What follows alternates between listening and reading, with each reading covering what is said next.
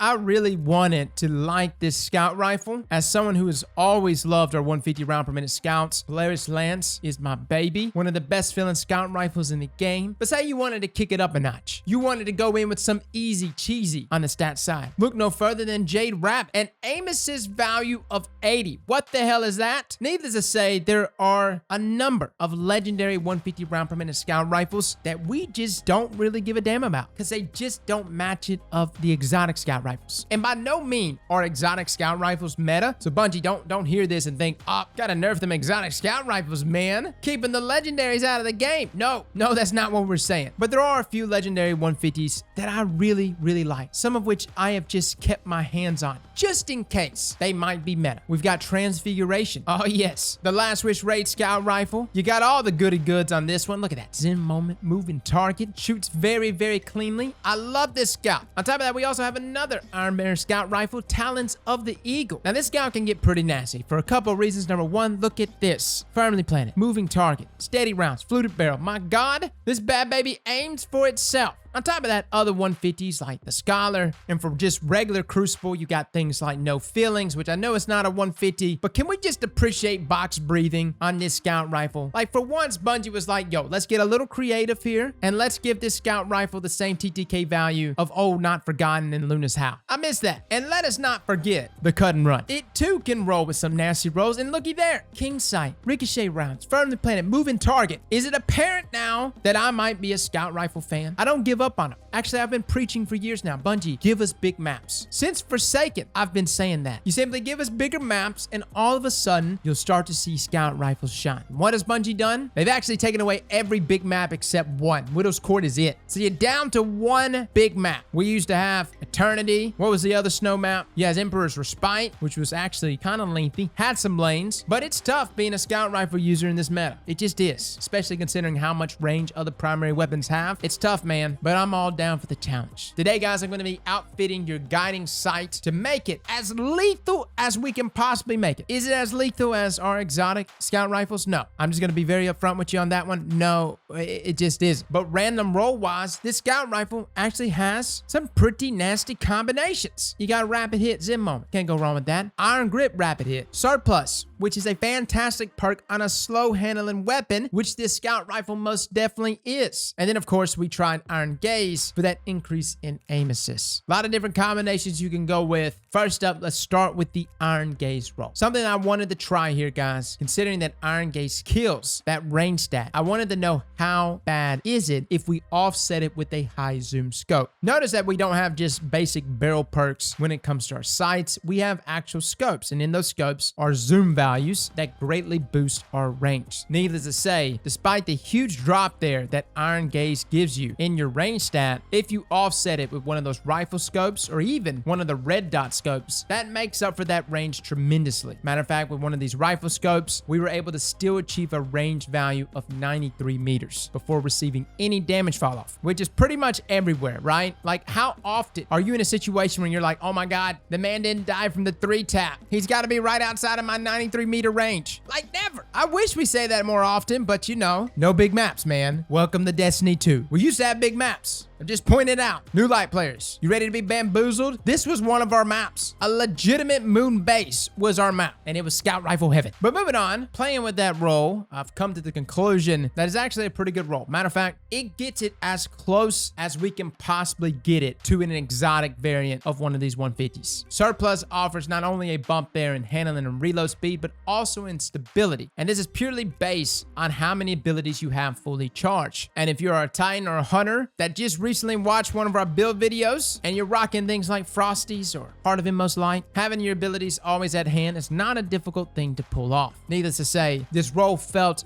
good, but I did find the rifle scopes just be, well, a tad bit overwhelming. That zoom is, it's nice. It does boost the range pretty substantially, even over things like the red dot sights, but that difference from like +6 and +5 zoom really pushes you forward and really puts you in a tunnel vision scenario. Not really an issue if you're just trying trying to land some shots, it became more of an issue when I was actually taking gunfire. Like some of these other sites, hit mark, clean shot, and even the red dot scopes, even while you're taking gunfire, I feel like you can still play around it, right? You could still land a crit possibly, still squeeze out that 3-tap, which is the whole reason why you're using a 150, by the way. It's very unforgiving if you don't land the 3-tap, but if you do land that 3-tap, it does kill in 0.8 seconds. It's a beautiful thing. One of the best TTK values as of now in this sandbox. But with those high zoom scopes, despite the increase there in aim assist, if I took any gunfire, I felt like my sight would just jump all over the place, and consequently, I would miss all my shots. I think that this is still a very fine mid-range role when you rock it alongside things like a red dot scope or even with something like clean shot. But in those really long ranges for whenever you actually do get Widow's Court as your map, I would not side with Iron Gaze. Like despite the increases there in aim assist, I did feel some inaccuracies at a range, and that was uncomfortable considering this is a scout rifle. The whole reason why you're using it is for 3-tap city. That's what you want, fellas. 3-tap city. Now we had a number of other roles that we tried. Quick draw and iron grip, that big bump in stability, as well as the increase in handling from quick draw. I do like quick draw. I think it's really nice if you are using your abilities a bunch. AKA, if you're not going to actually take advantage of surplus, then you just need to spec out for something like quick draw or even something like rapid hit. Speaking of rapid hit, yes, it did receive a nerf a while back, but it's still pretty good. We tried out one for all inside of PvP, and I gotta say, it's a terrible perk. I am sick and tired of seeing people say one for all is a great trait in PvP. One for all is a great trait for PvE. It is not a trait for PvP. You have to hit 3 separate targets in order for this trait to actually give you that buff in damage. Now that damage is nice. I will admit it is nice. Looking at close to 34 to 35% increase there in damage. And it's something like PvP that allows you to actually 1 crit in 2 body. No, you cannot get the 2-tap. I know. But even if it could get the 2-tap, I just want to establish that one for all is too difficult of a trait to utilize at least consistently inside of PvP. You gotta hit 3 separate targets before you can increase that damage. And those stacks of one for all go away pretty quickly. So you gotta hit them pretty much back to back in order to proc that trait. I do think one for all though inside of PvE is fantastic here. And whether you're going one for all or Vorpal, either one of those traits will serve you well inside of PvE, especially when you pair with things like either surplus, rapid hit, or even ambitious assassin. Now the final row combination that we gave a try to was actually the rapid hit Zim moment combo. Dual stability, baby. You got 2 perks stabilizing the weapon every time you do damage. By God, this should have been the most stable roll possible. I will say this was an alright roll. You know, we played with different things like iron grip. Was the Zim moment rapid hit combo super noticeable? I feel like it would be a combo that would be noticeable on other weapons. For a 150 round per minute scout, the slowest rate of fire scout rifle, I just don't feel like the extra stability is needed. Like just 1 stability bump is pretty much all you need. Overall, guys, despite the variety of roles we play with, and we played with a bunch of them. Big shout out to everyone that was in today's video. Thank you guys so much. I was just trying different roles left and right. I wanted to be wowed. I wanted to find the guiding sight that can surpass that of our exotic scout rifles, or at least match it. My experience, none of these truly match our exotic scouts. Polaris Lance, Jade Rabbit, both of those scout rifles are superior in every single facet. I would say guiding sight is a very fine scout rifle amongst its other legendaries. But as of now, in this sandbox, if you really wanted to marry yourself up to a scout rifle and you wanted it to be a 150 round per minute scout on top of that, hands down, Polaris Lance and Jade Rabbit are by far the best 150s in the game. I think where guiding sight has an edge is inside of PvE with that one for all perk or even something like Vorpal weapon. I wouldn't necessarily roll with this scout rifle for things like overload rounds, as it doesn't come with an explosive round perk, but I'm sure it'll be fine against other champs. So guys, that is my thoughts on this scout rifle. I've got a few more weapons this season that we're going to be reviewing, but understand I'm only reviewing the things that truly intrigue me. I've got an auto rifle out in the wild right now, a little legendary weapon called Arctic Haze that I'm trying to get my hands on. Looking for a few god ropes. That's the next one that's intriguing me, mostly because it's a 720 round per minute auto, which we don't have many of. So be looking out for that one. Fellas and ladies, thank you all for coming and watching, and as always, slap that like button like your mama told you right.